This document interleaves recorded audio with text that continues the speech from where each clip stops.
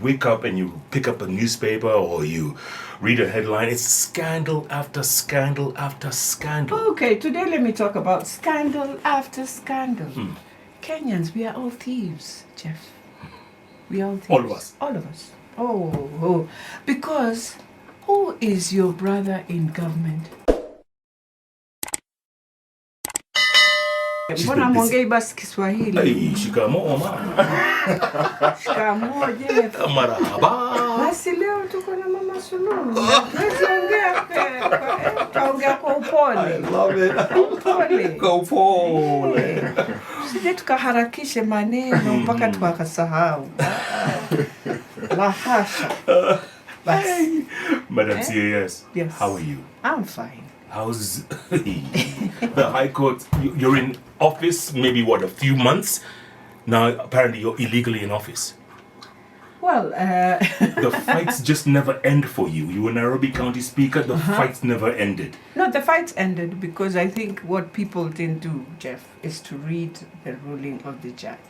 There's a place he really, in his orders, he said, we stay A, B, C, and D. Meaning, he stayed the PSS, he stayed the cabinet secretaries, he stayed the cabinet administrative secretaries, and he said very well to give time for the respondent to regularize. So he has given time to Hichi to regularize. Right. What we don't know, what I just don't understand is one. We've been having advisors of the president all through. That was the name of what the president changed to call cabinet administrative secretaries. But they've been there. From assistant ministers, is that what you're saying? Or from... Since we had removed in the constitution assistant ministers, I think that's what he just looked at and he just took the same. But everything has been there. It's just the name. Just the name. So what is... But in terms of policy, he's been, since 2013, he had advisors. That's what the name they used then. But they were doing the same things we are doing now. Let's come back to your docket. Yes. So you're the Ministry of Public Service and Gender, where there are three, you call them cabinet assistants, secretary, we call them chief administrator, whatever you want to call it, CASs. Yes. Right? Yes. Yourself, Shabesh, and Lina Jabiki Limo. Three of you. How is that possible in one ministry? Well, but in other ministries, do you know if there are two? There are two. This is a very wide ministry. Let's start from there. Very wide ministry, and a ministry that I will tell you holds the country. The pillar of everything that we see in other ministries is the Ministry of Public Service. We have the head of public service, who is Kenyatta, and he will look at everything that we do. And therefore, I just want to read and tell, so that we don't seem to understand what one is doing. So, we are three of us. Yeah. We have Honorable Shabesh, who has been there and done a fantastic job with Professor Kobi.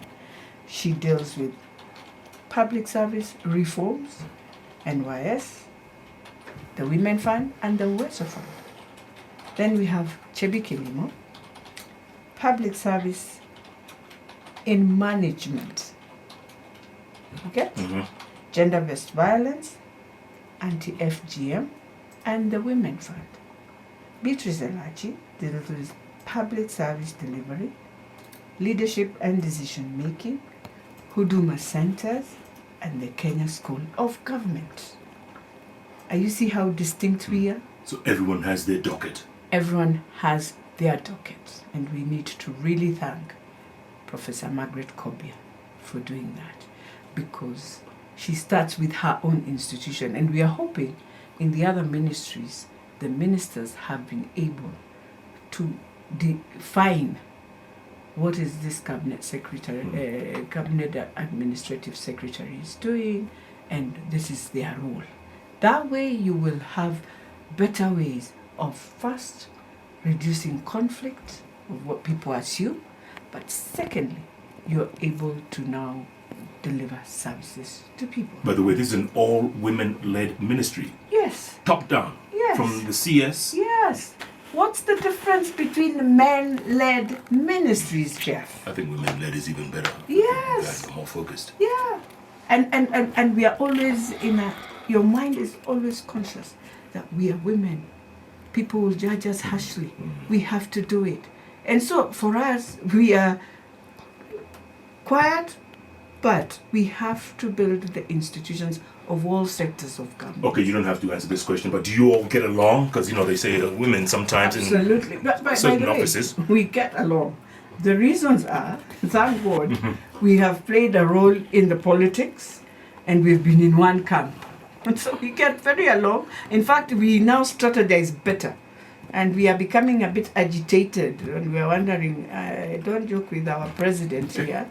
And how do we ensure, in the end, his legacy, Jeff? His legacy is critical. It's clouded with a lot of critics, abuse. But it's okay. Because our president, Uhuru Kenyatta, has to know that even in the Bible, many people who did good were clouded with a lot. Clouded. But they moved, they soldiered on. He has to soldier on. In the end, we shall see his legacy. In the end, he will be the president. I know when I say that Kenyans will abuse me this morning, yes, abuse me, but 10 to 10 years to come, he'll be the president we will talk about for a long time. By the way, and he will be the president who will have done quite what no any other president has ever done. Didn't we say the same thing about President Kibaki? When people abusing him almost every other day. Oh yes, but look, you remember his roads. Now Uhuru, everyone will remember his feeder roads because he has gone interior where people could not believe roads, power. They have seen it. They know. Na kanyaga hii lami kwa sababu kulikuwa rais alifikiria mashinani huku. I'm able to take my markets my proceeds to the market. I'm able to do 1, 2, 3. We will remember. But, when you wake up and you pick up a newspaper or you read a headline, it's scandal after scandal after scandal. Okay, today let me talk about scandal after scandal. Kenyans, we are all thieves, Jeff. We are all thieves. All of us. All of us. Oh. Because who is your brother in government? I need a Kenyan to tell me I have no brother in government. I have none. That they don't work there. But if you have any of your brother, your sibling, anyone who works in government and is in something called procurement docket, evaluation docket, I don't know. Those are the people who have finished us. They've finished Kenya.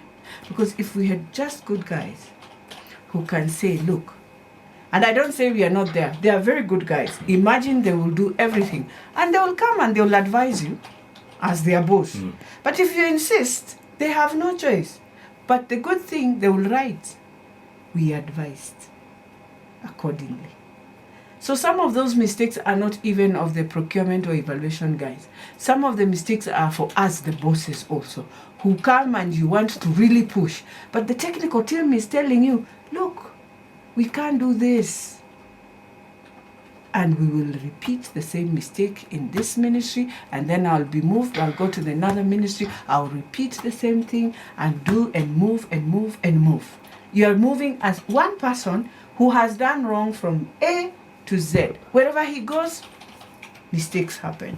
And that's some of the challenges. So if we want to save Kenya, imagine it is us, those who work in government. If we just decide today, I want to change my country. Imagine we will change, Jeff. Yeah. Imagine the theft will go. Why is the theft so high? And why is it always in the papers? It's because also the person who is doing the paperwork is wondering, I am just doing paperwork and I just know from this level, people are just going to do these things. So leak. So the other thing is, why can't we take care of our people from the gate? Take care of, ensure they have a package that they can say, even if I do what, I am here to serve my country in whatever little I receive, because I know even the boss who passes me at the gate at least can just say hi. So you're saying you can make very little difference because already the cartels, for lack of a better word, the mafia is already ingrained in there. The mafia, who can remove a mafia? The same person who created the mafia. Yeah, but you go in trying to do good and you find, I can't fight these people. That's why I'm saying it's for all of us. We must accept first. Do we want to see change in our country? Because if you want to see change, you will just do the right thing. Care, do you want to change your country without people feeling so disappointed about you? Yes, you can. You think of other ways of collecting revenue in the right way than where you normally get revenue, you suppress completely. And then people become so angry, and when they look at the president, they think the president is the problem. No, we are the policy makers. We are the advisors. The buck stops with our president, yes, but that's why he has a team to advise. He will never just do something without knowing I have gone through a process. And anyway, even if he gives a good idea and these guys don't want, do you know they will come back in their seats and they'll just know, a few months will be in June and the budget will have lapsed and we'll pass on. Kibaki's administration, Moi's administration. You're saying there was no stealing, there was no corruption then? Are you trying to say? There was. That's why I'm saying there was. Not that there wasn't. The only challenge we face today, and I'm sorry to say that even as I work in government today, is the attitude that we have put on our people. The attitude has changed. And Kenyans, if there's one thing, if we want to understand Kenyans hate when you put an attitude on them. And they'll, somebody will just be doing things. Not that they want to do, but because they have been pushed to come to work, to do because I have to work. And it's something we must change in this government of ours. We must change attitude to our people. We must change attitude to our tigger. You must change attitude to that cleaner. Because without that cleaner, then you can't enter that office. Without that tigger, then you'll not have water. Without that person who comes and does that technical work, then you can't move another step.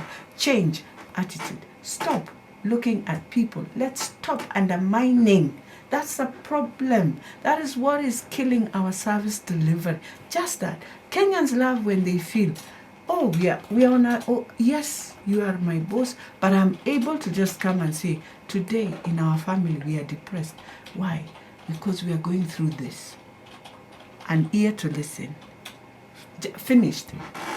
But because we created this notion, when I talk to the president, I'll be now asking the president about give me money or something. Then, you see, even you cut off, even when you want to give him the most important information that your guys who are surrounding you don't have, you cannot, just because somebody is thinking, why do you want to speak to him? You'll tell him the truth. Oh, by the way, some will block you because you're about to say the truth and you can be hated. Oh, yeah, and I know Buddy has gone through that. You can be hated completely if you're about to say the truth. Yes, because we like coming and lying is killing our government. Lying, the tongue of lying. Just say, I have wronged. But just go and rectify before you even come and say. Rectify, then you just come and say, I'm sorry, the first one we did wrong, we have done it right. I don't think anyone, even the head of state, will be disappointed. He will be angry, but in the end, you have solved it. Fine, we move on. Speaking of solve, this BBI thing, is it going to pass? This yes. Constitution of Kenya Amendment Bill 20. Yes. You think yes. it's going to pass? Well, you see, the thing, and I need to tell my members of parliament that, when you decide on a document, the Constitution of Kenya, we agreed as Kenyans in 2010, there can be a way of amending our constitution without using our representatives in parliament. And parliamentarians went through the document. They changed everything they felt they wanted. I don't know how they forgot that clause that we would wish when it coming as a popular initiative, we can be able also to amend. And since you did not do that amendment then you have to follow now what you agreed, because we passed it through a referendum. And we said that is how you, Jeff, anyone else can come with a popular initiative and come. You have a reason why you are changing that constitution, and therefore Parliament itself cannot, unless you go and lobby those who you represent and tell them, we did not like it, and therefore can you say no on it because of the clauses we have said. If they say no, fine. If they don't, then that's it. But you can't. Whether it fails in Senate and it passes in the National Assembly, it is coming to the referendum. That's why they gave the power to the county assemblies.